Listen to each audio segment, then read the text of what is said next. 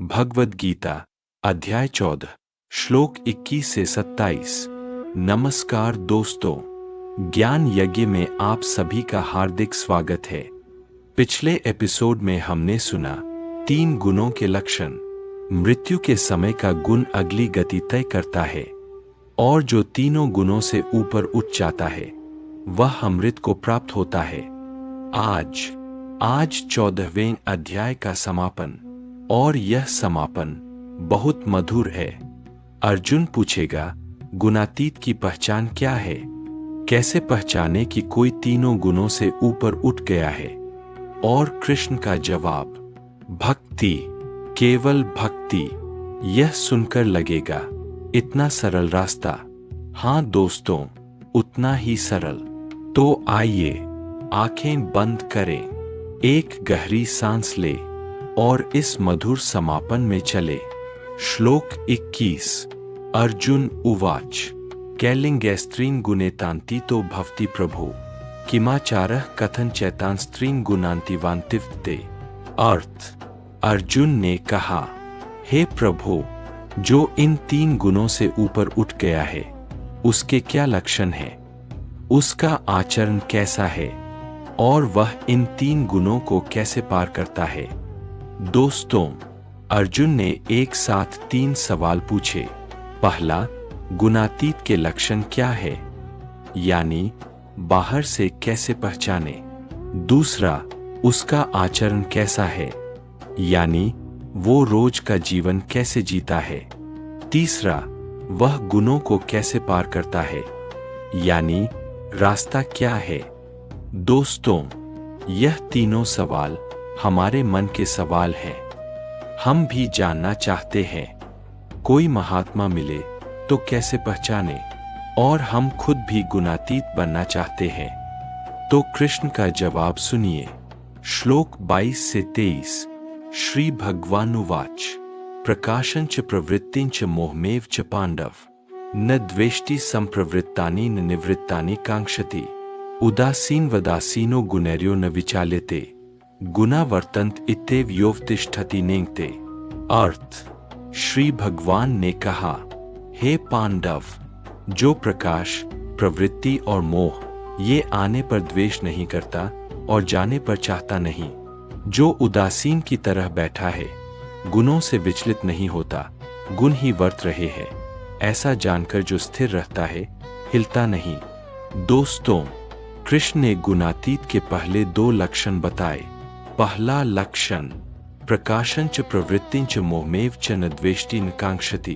प्रकाश सत्व का प्रतीक, प्रवृत्ति रज का प्रतीक, मोह तम का प्रतीक। यानी जब सत्व आए, शांति, ज्ञान, गुणातीत उसे चाहता नहीं। जब रज आए, बेचैनी, इच्छा, उससे नफरत नहीं करता।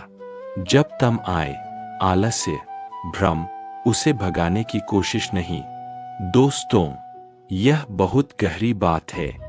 हम क्या करते हैं? जब शांति हो, यह रहे हमेशा।